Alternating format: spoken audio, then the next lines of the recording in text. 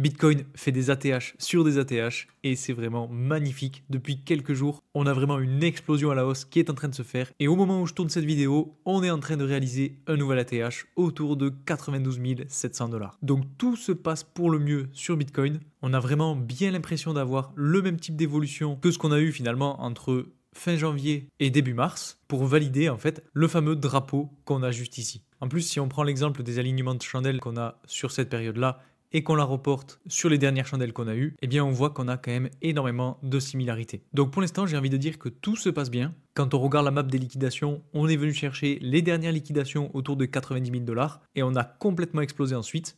Et vous voyez que derrière, on n'a presque rien. Alors je reviendrai sur ce graphique-là plus tard dans la vidéo. Et aujourd'hui, on va parler bien évidemment de Bitcoin.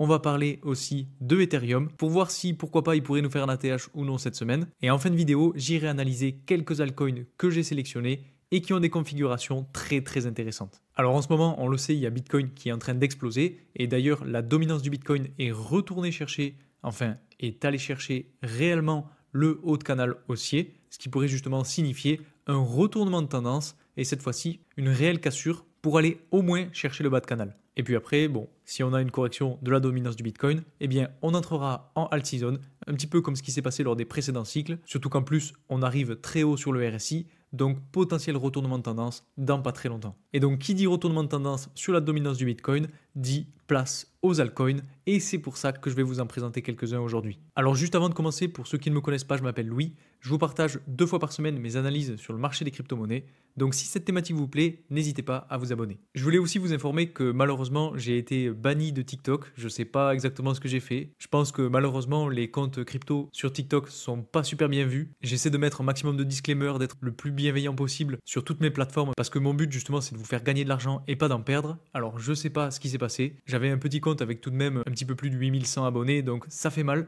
et honnêtement j'ai pas prévu de me recréer un compte là-dessus parce que si ça m'arrive encore une fois, eh bien je serai encore plus dégoûté. Donc je vais me focaliser sur Instagram, je vais me focaliser aussi sur Twitch parce que c'est vrai que désolé à ceux qui se sont abonnés, j'ai pas encore refait de live mais ne vous inquiétez pas, ça va arriver. Surtout que maintenant j'aurai un peu plus de temps vu que j'ai plus TikTok. Et puis pour ceux que ça intéresse, vous avez tous mes liens en description, donc n'hésitez pas à aller m'y rejoindre. Et bien entendu, encore une fois, petit disclaimer, je vous rappelle que toutes les informations que je vous donne en vidéo ne sont pas à prendre comme des conseils en investissement, donc surtout faites bien vos propres recherches avant d'investir sur quoi que ce soit. Alors ceci étant dit justement, par rapport au fait de vous faire gagner de l'argent, je voulais rapidement vous parler du nouveau projet sur le launch pool de BitGet.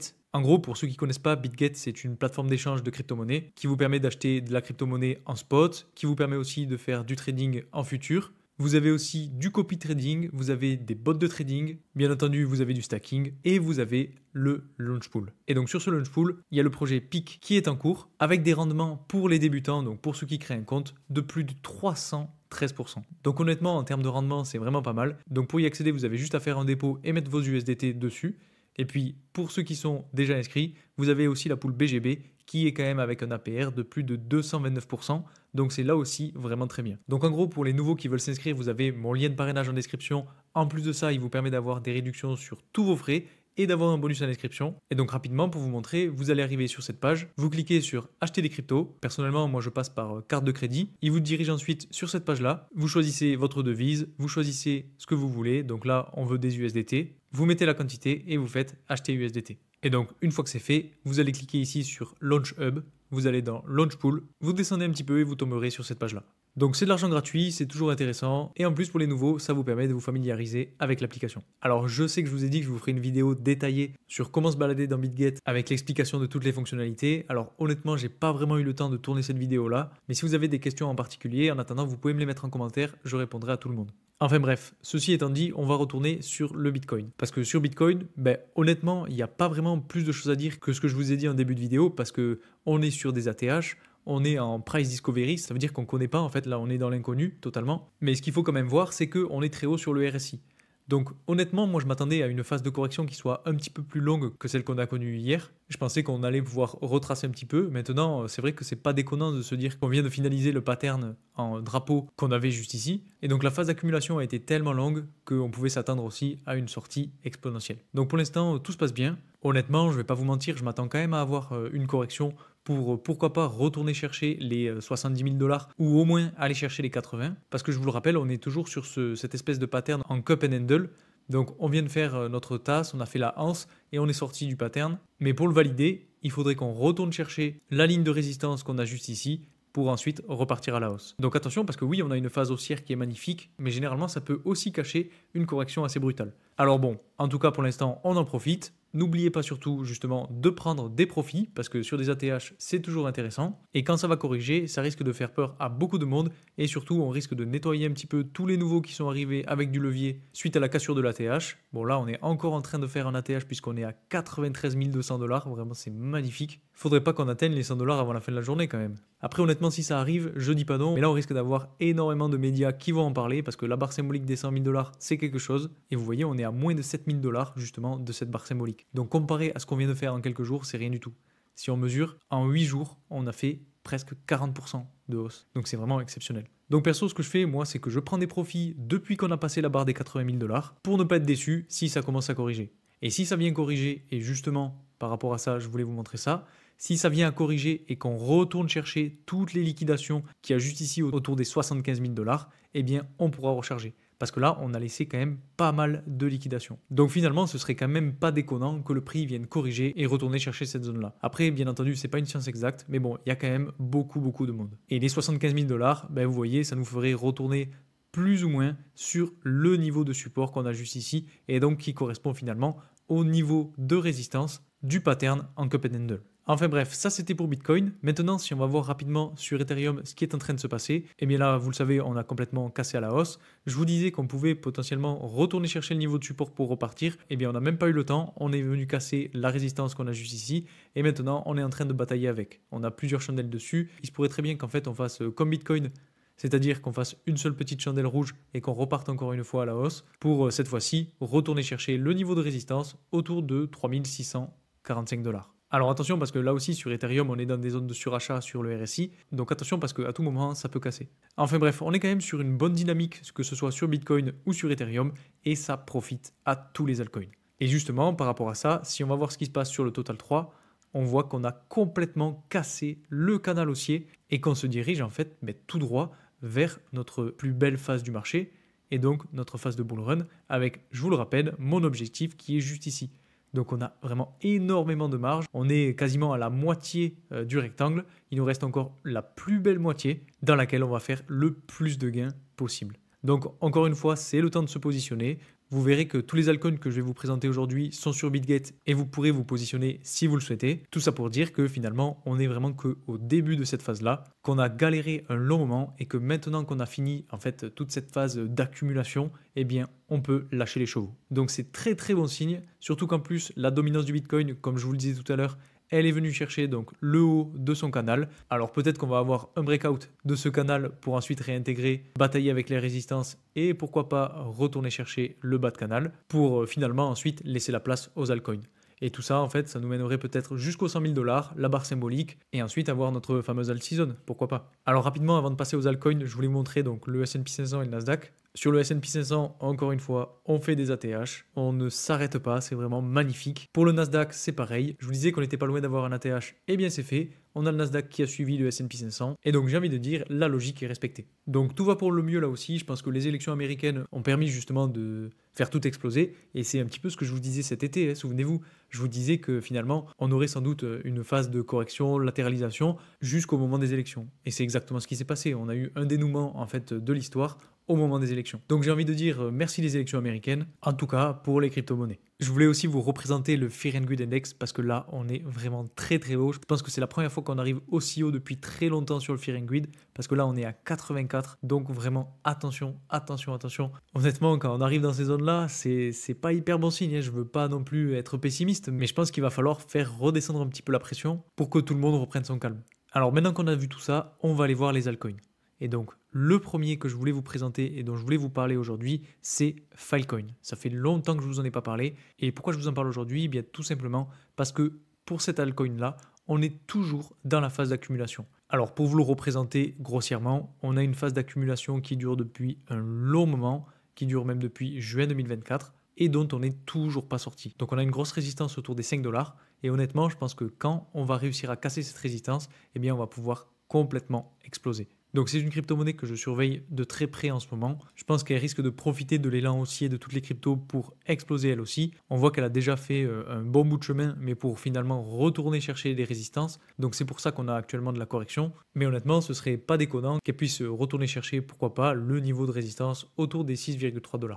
Ensuite, je voulais aussi vous parler du Link, parce que sur le Link en daily, donc avec des chandelles journalières, on a aussi quelque chose qui est pas trop mal, c'est qu'on a réussi à casser la tendance haussière et actuellement en fait on se repose dessus. Donc on est retourné dans ce fameux canal latéral qui nous avait compressé le prix pas mal de fois. Donc c'est très très bon signe. Enfin j'ai envie de dire on est passé au-dessus de cette résistance. Donc pour l'instant tout va bien et honnêtement je pense que le Link va pouvoir exploser dans les prochaines semaines. C'est un projet qui est très apprécié, qui est très utilisé et qui se démocratise de plus en plus. Donc honnêtement ça m'étonnerait vraiment pas d'avoir une poussée à la hausse fulgurante lors des prochaines semaines et justement lors d'une potentielle alt season.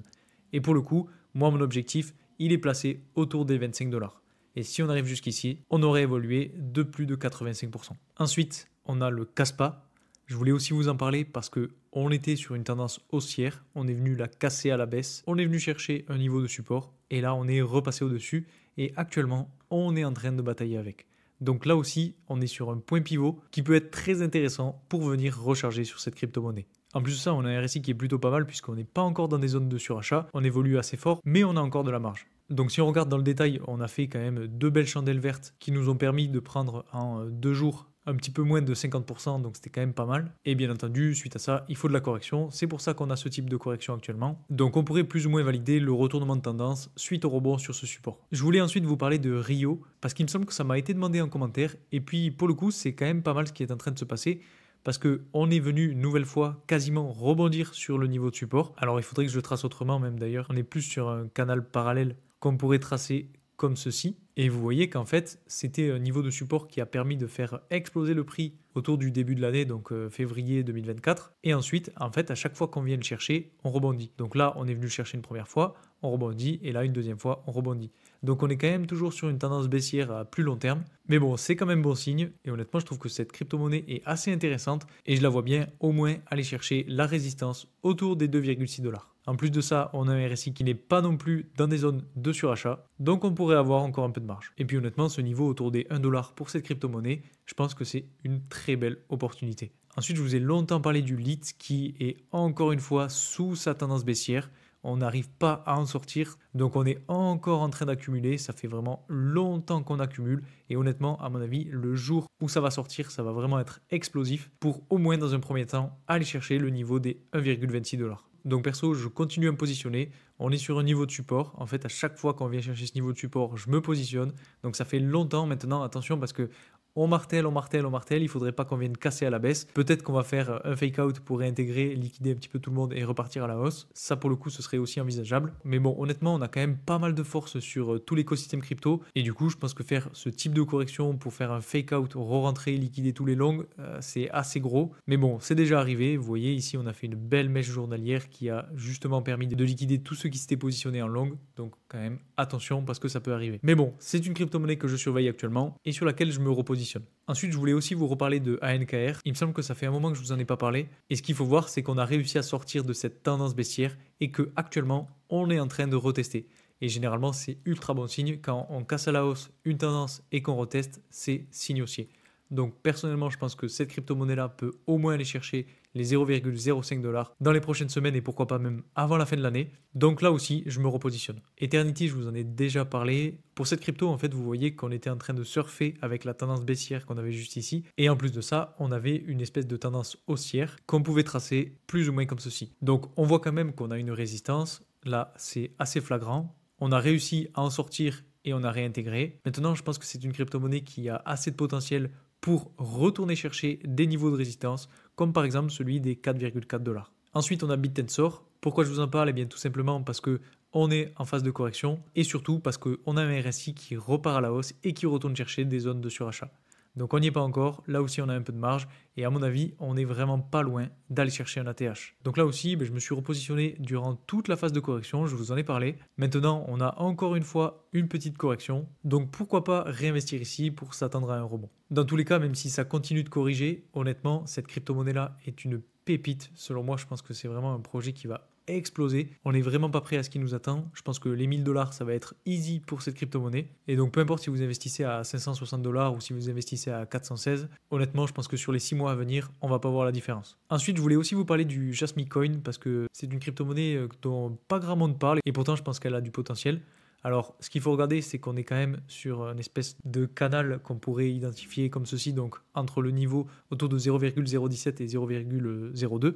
Et un petit peu comme ce qui s'est passé juste ici, on a une latéralisation avec un prix qui vient toucher le haut, le bas, le haut, le bas, le haut, etc. Donc on est encore une fois en train d'accumuler et je pense que le jour où ça va sortir, eh bien vous voyez que je me suis mis une résistance autour de 0,04 $. Et donc si on arrive jusqu'ici depuis ce point, on aura évolué de plus de 140%. Ensuite, je surveille aussi la crypto-monnaie OGN, puisque c'est pareil, hein, en fait, un petit peu comme pour les autres, on est toujours dans une phase d'accumulation, on n'a pas réussi vraiment à exploser, et je pense qu'on attend simplement la phase de altcoin season pour vraiment partir à la hausse et faire un petit peu, pourquoi pas, le même type d'évolution que ce qu'on a connu à ce moment-là, avec pourquoi pas un potentiel de plus de 300% de hausse. Alors là non plus, attention, c'est pas une science exacte, c'est pas parce qu'on est en phase d'accumulation qu'on va exploser et qu'on va partir to the moon. Mais bon, ce que je veux vous dire, c'est qu'il y a énormément de tokens qui sont encore en phase d'accumulation et qui n'en sont pas encore sortis. Donc bien entendu, il y en a qui vont flop, il y en a qui vont complètement corriger et qui ne nous feront pas gagner d'argent. Mais bon, si vous savez choisir des projets de qualité et que vous vous focussez sur les projets les plus intéressants, eh bien dans tous les cas, même s'il y en a certains qui perdent, ceux qui auront bien explosé permettront de contrebalancer ces pertes. Ensuite, ça fait longtemps que je ne vous ai pas parlé de Stacks et pour le coup,